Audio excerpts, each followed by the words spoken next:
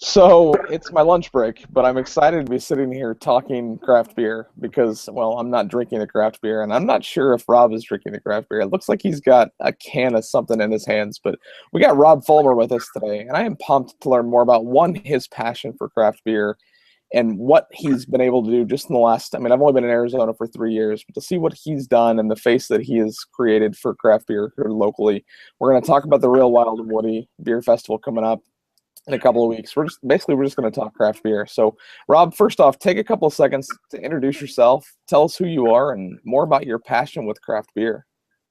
Sure. My name is Rob Fullmer. I'm the executive director of the Arizona Craft Brewers Guild.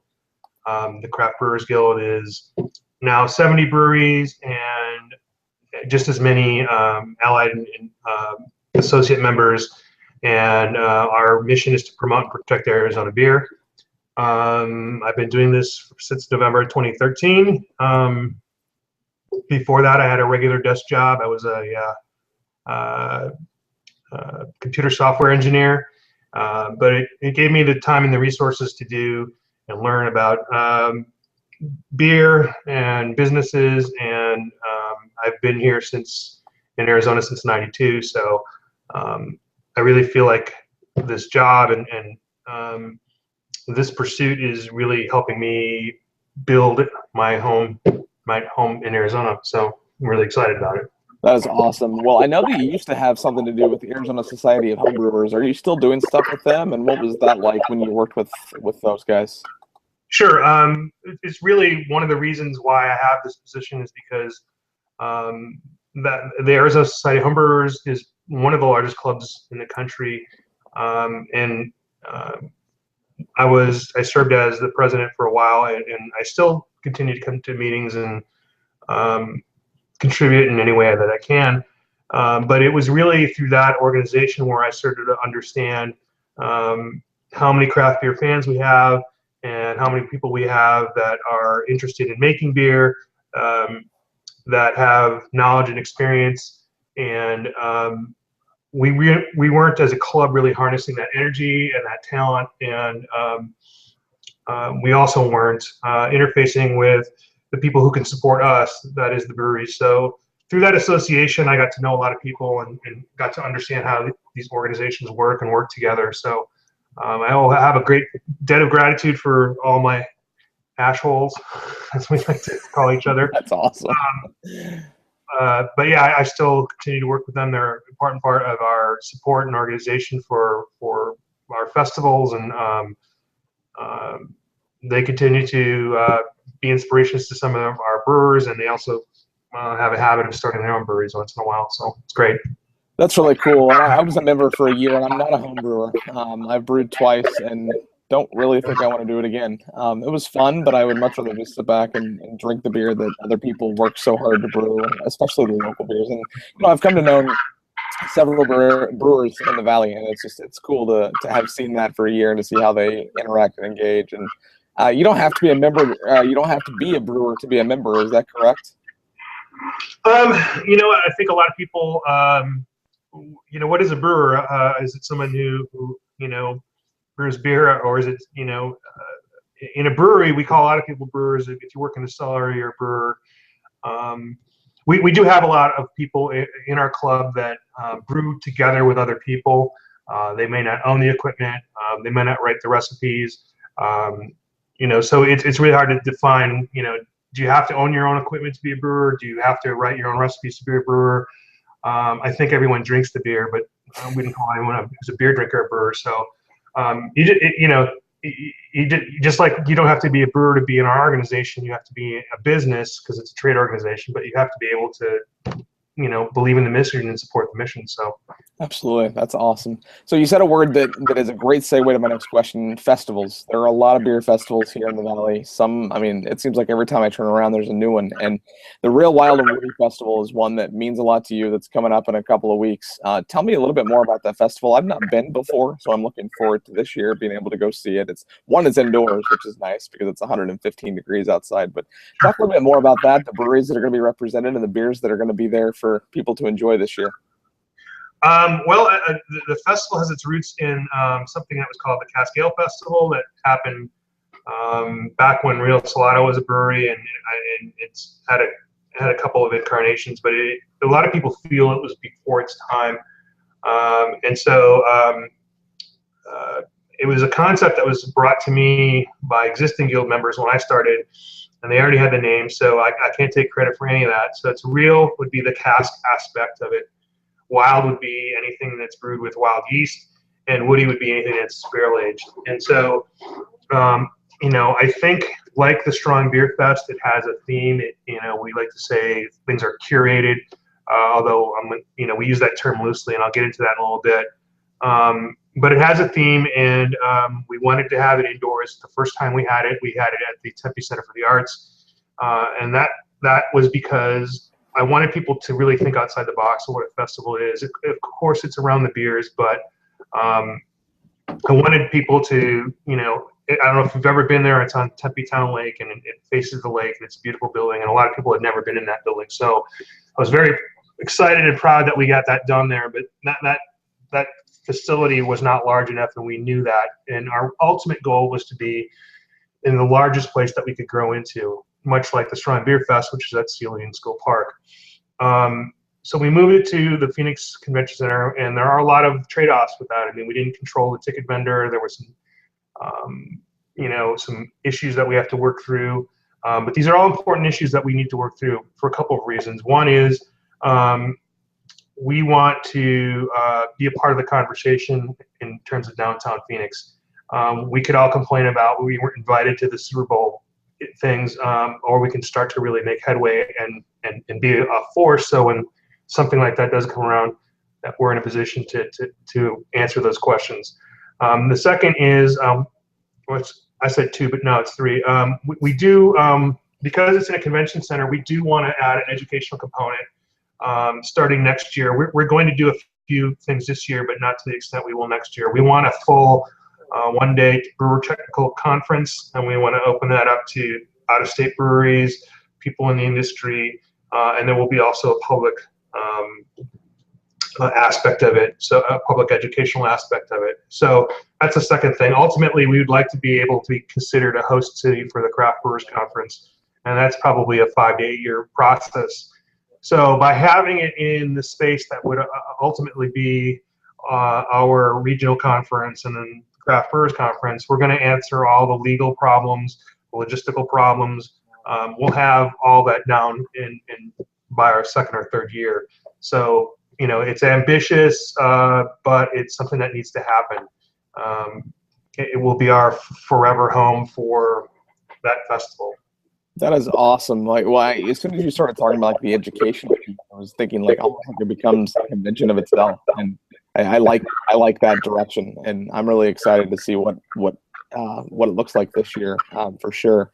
So, I mean, there are a lot of festivals. I mean, you had mentioned the Strong Beer Festival, the Real Wild and Woody. What's your favorite festival and why? Well, believe it or not, I don't get to go to a lot of the festivals in town in Arizona. I'm usually they're usually on the same time frame, and so I do like the ones I run. I don't get to enjoy them as much. I still go to GABF. I know a lot of people bag on GABF because it's fashionable to do, but I still enjoy the aspect of it, and everything that goes around in that town is a direct result of GABF. So, I go to that. Once in a while, I'll go to a festival that I don't run just to get some ideas from. But I mean, the thing about this job, and I mentioned, I know you're going to get into beers, and a lot of people ask me about the beer. I'm sure everyone thinks that that's the most important thing in this job, but it's really not. Our brewers do a great job at bringing beers. I don't have to tell them what to bring. My area of expertise is not telling them what to do in the brew house, so I don't have to worry about that. I look at fencing, bathrooms, clear aisles, safety. So even when I go to another festival, I always have that critical eye, and so it's work, but it's enjoyable work. I mean, I'm always looking. I'm always scanning the perimeter. I'm looking for somebody who's in trouble sometimes. So it's just the way I'm wired now is to make sure that everyone has a good time when I go somewhere. I guess I don't know. That's really, I mean, I can see that how that transition would happen. Like you're so into it to the festivals that you're running that when you go to a festival that's not even yours, that you have a hard time breaking away from that. I mean, well, when people don't realize is those festivals have my name on the liquor license, and so for one day I own more or less the biggest craft brewery beer experience in the state for that one day and those few hours. So I look at it just as if you were coming to my own establishment if I had one. So and then I know what other festival organizers go through, and some of them are paid, and some of them aren't paid. Some of them have resources, and some of them are kind of over their heads. So the fact of the matter is, we will always have the best festivals in terms of beer as a guild, because that's a resource that we have, and it's a point of pride for the brewers. So, I try to support them in other ways. There's market differences in the layouts in the last couple of years for Strong Beer Fest. We're in a different space for Real Wild and Woody, so it's a challenge. I mean, we want it to look like you're not in a building, but you're in a building, and there's no windows, and so we'll see what, between myself and our marketing team and our events coordinator, we'll see what we come up with. We hope to have many, many years to compare to. That's awesome. You could say the first year was the best year. I don't care. So speaking of favorites, what's your favorite beer style? I know it's impossible for guys that drink craft beer to pick a favorite beer, but like right now, what's your favorite style? Because that could change with the season as far as that's concerned. Right. Well, just to answer your question, this is not a beer. This is LaCroix. I do actually tend to drink lighter styles right now, for a couple of reasons. Occasionally, when I'm at a brewery, they're going to want me to, they're going to be hospitable, and they're going to give me some. So I've been drinking a lot of Kolsch's and a lot of blondes. Actually, I've been drinking a lot of beers that I didn't used to drink. I just kind of wanted to get a feel for what some of their most popular beers are. So I'll drink the flagships, but I drink the lighter styles just to see what I can detect, and the lower alcohol helps. I will try probably anybody's sour at any given point. They're usually less alcohol, not always. People's gozes. I like wits these days.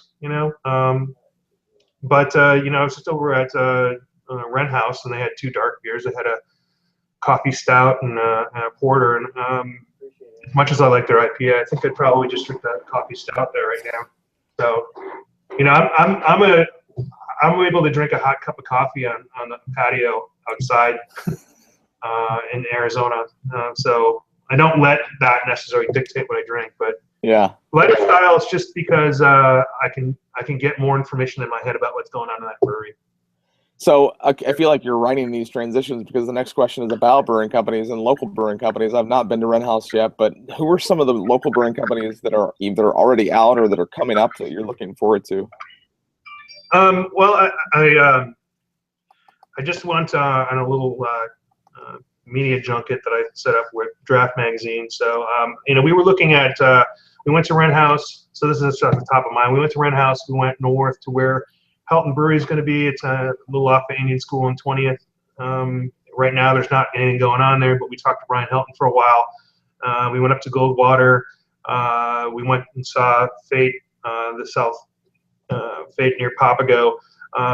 And so, in terms of what I like going on in Arizona, and I'm obviously using a Phoenix example, I could use examples in Tucson or Prescott or Flag, is that they're really connecting neighborhoods. I mean, because those areas that I just talked about really had nothing going on.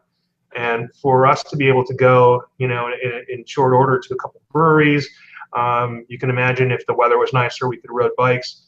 That's what I'm really most excited about. I think people talk about, how can we continue with all these breweries? How many more breweries can we support? Breweries have different models. The brewery that puts out Miller and Coors has one model, and they're in grocery stores, and that's an important part of what they do. We've got larger breweries like New Belgium and Sierra Nevada, and they're also in the grocery stores. I'm not sure that anyone from Arizona can catch those guys right now, but you don't know. So if you stay away from the grocery store shelves and you build a brewery that you can sell all your beer across the bar, you're going to do all right. And if you get too big for that one, you can build another one. So I don't think anyone says, I live in this neighborhood and there's just too many restaurants. I can't take it. Well, I look at that like San Diego. Like San Diego is just, I mean, everywhere you go, there's a brewery, and I mean, there's some big names. I mean, Green Flash is right around the corner from AleSmith's, right around the corner from Ballast Point. Like, there's so many, and I almost think that they don't even look at them as competition from one to the next. And I get that feeling here. Like, it's not like Fate's competing with Four Peaks is competing with Santana, is going to compete with Helton, etc. Like, I just feel like everybody's doing their own thing, and I mean, the ones that are going to do it best are going to sell the most beer, and it just sure. Yeah, I mean, I think a lot of people look at it that way.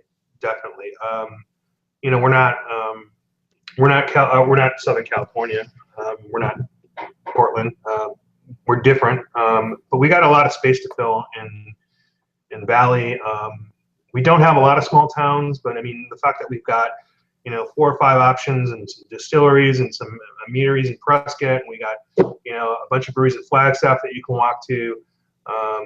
Downtown Tucson area is getting similar. I think that that's enviable. I think a lot of neighborhoods would like that. So I think there's a lot of room for growth.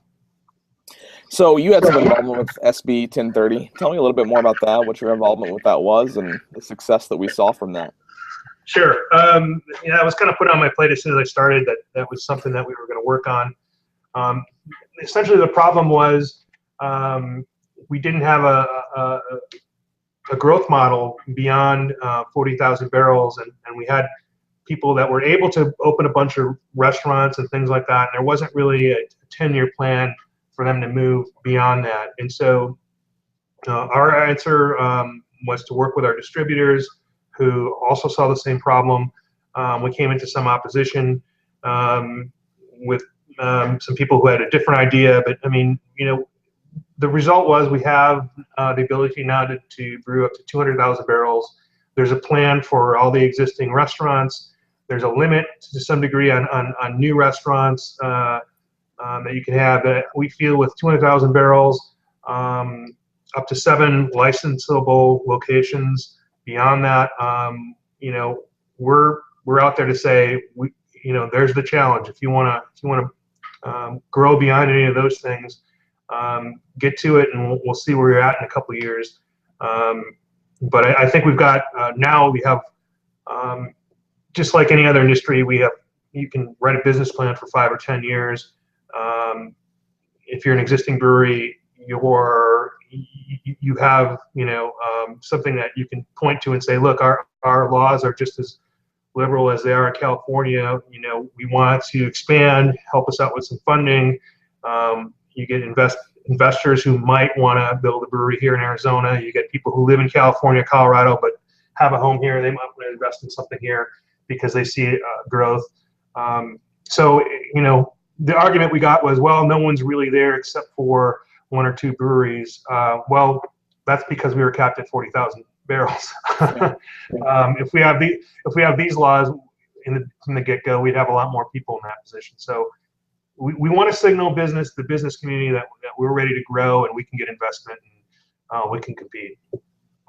So how does a brewery become a member of the guild? Like, what's that process look like, and why wouldn't everybody want to be a part of it? Because it seems like everything you guys are doing is positive, and it's about the growth of not only the city and the area, but of the beers that they're brewing. Well, I'm here to say that we have almost all the breweries in Arizona. There's 1 or 2 that we are in conversation with. There's a couple of very small breweries that I need to talk to that don't even realize that we acted on their behalf a couple times already in terms of some of the rulemaking with the DLLC. We're getting just about every startup. It's also a function of my time. I don't have time to run everyone down all the time either. So, by the end of this year, I would say that I would be surprised if there were some people who still weren't in our guild. In terms of what you need to do, you need to be a fully licensed. To be a full voting brewery member, you have to be licensed by the state, and by the federal government. That's really the only requirement. We because of we're a trade organization, we have to, our bylaws, we can only really get rid of somebody for ethical reasons. We could get into trouble with the federal government if we excluded people. It's not an organization to exclude anybody in our given industry. So we are working to get everybody involved. We went from roughly 35 to 70 in just a year and a half, so not bad. Yeah, that's awesome. So, Real Wild and Woody coming up in a couple of weeks. What are you most looking forward to at that beer festival? Poster. I don't know if this is going to translate. Oh, no, it looks awesome. I haven't seen that yet. Yeah. What am I looking forward to? Yeah. I'm looking forward to seeing that building filled up with people, and because it's indoors, you won't see the pop-up tents. So we're gonna have to get a little creative with how breweries promote themselves. There's some things in the works that'll make that will kind of create some cozy areas and create some wide open areas. I'm really looking to see how it looks first. But I really, to me, part of the reason I would go to a festival is to run into people I haven't seen before. I mentioned I go to the GABF. I mean, I don't go there for the beer anymore. I go there because there are people I only see once or twice a year, and if I don't go, I won't see them. So I think the networking and community aspect of it is cool, and the beer is much better if someone says, "Hey, try this. I just had this," as opposed to me hunting it out or looking at a list. Sometimes what someone tells you is best is something to go with. So besides the Real Wild and Woody, what's next for the Guild? What's going on? Anything coming down the pipeline that you're excited about for the rest of the year? We're going to look at having, right now we have 2 main festivals, and we're looking at Tucson again. Eventually we'd like to have 5 festivals. We need to do something in northern Arizona, something in southern Arizona. There might be another theme type of festival. We are going to have a program that engages the public. I'm not sure what form that will take, but if you were in this organization, you'd get first dibs at tickets. There would be some special events and special educational things that you could go to that you would not be invited to otherwise. So we're looking to roll that out as well fairly soon. And we're always going to be down at the State House, making sure that there's no laws that will affect brewers negatively. So still be doing some of the lobbying. Other than that, I feel as though after the bill passed, that I had a second job because that was a big part of my job. So I feel like I'm starting over. So in a way, even though we grew, even though we added new members, even though internally we did a lot of things that we hadn't done before, I'm really looking forward to sort of working on the infrastructure and doing a lot more public outreach. That is awesome. Well, I can't thank you enough for taking time out of your day to sit and do this. I had a couple more questions, but you pretty much answered them all because that was so awesome to learn more about the Guild and learn more about the Real Wild and Woody Festival and just to sit down and have a conversation. So thank you for doing that, and I look forward to seeing you at the Real Wild and Woody, and hopefully you'll have a beer in your hand versus a can of water there. But you said you don't get to enjoy them as much as you'd like. And I've never been to GABF, so is that something that you would recommend? I mean, obviously it's one of the biggest ones. We're going to Oktoberfest in Munich this year, but would you recommend going to GABF? Oh, yeah, for sure, without a doubt. It has such an impact on the city. You only really have to go to one session to understand what it's all about. They are, making a push to make it. I mean, they've grown quite a bit. I think people have different expectations about what a festival is, but when you grow that much, and they're kind of under pressure to take all comers, as we are. We went from 40 breweries to 140 breweries for Strong Beer Fest. They want to be accommodating as well, but I think people just have to look at the fact that they are dispensing that much beer. It's just like Oktoberfest. It's kind of a spectacle. Is it the best beer at Oktoberfest? Nah, you could do better on your own probably in Germany. but it is the spectacle, and it's worth going to. I mean, years ago I would never have dreamed that you could go to a convention hall filled with every beer imaginable. So I think it's worth it. Awesome. Well, hey, thank you so much. You enjoy your afternoon, and I will see you at the Real Wild Morning. Cheers, buddy.